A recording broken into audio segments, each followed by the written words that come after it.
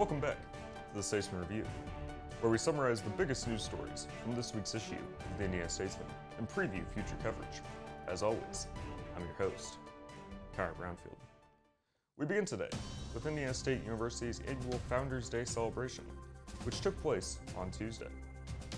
The main event of the celebration was the State of the University address, which was delivered by University President Mike Goddard. In the address, Goddard reflected on the momentum that he had felt on campus in his 2 years at Indiana State and shared an update on the progress of the university's strategic plan, a roadmap that encompasses Indiana State's long-term goals for everything from academic programs to construction projects. An email about the event sent out to Indiana State students, Student Activities and Organizations Director Ellen Melito Green said Founders Day was a great way to honor Indiana State's history while building its future. Moving on to Indiana State's 18th annual Darwin Day, which took place on Tuesday. This year's Darwin Day festivities included a presentation from Dr. Kevin Omlin, a professor of biology at the University of Maryland. Omlin spoke about the belief that humans are more important than other living species, a belief that he called, quote, a common misconception. Omlin's presentation, along with other activities, highlighted the work of famous scientist Charles Darwin, who is perhaps most known for his contributions to evolutionary biology.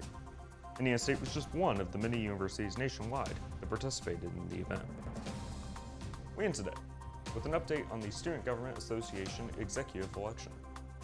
On Tuesday night, the tickets, which include Miles Clapp and Luke Tesmer on one side, and Olivia Lancaster and Campbell Peckney on the other, went head-to-head in the SGA executive debate. At that event, the candidates discussed their respective policies and fielded several audience questions. Then on Wednesday night, both tickets addressed the current Student Government Association's Senate to share some of the plans they hope to initiate if elected. That event was also open to the public. You can find out more about the candidates' positions on their respective social media pages. The election will be held on Tuesday, March 3rd. More great stories that we didn't have time for in today's video can be found in this week's issue of the Indiana Statesman. Pick up a copy, and be sure to check out our website, indianastatesman.com. Also, make sure to follow our social media pages, listed below, because our awesome social media team is putting out some great content. In the meantime, thank you for joining me today on the Statesman Review. I'm Kyle Brownfield. Take it easy.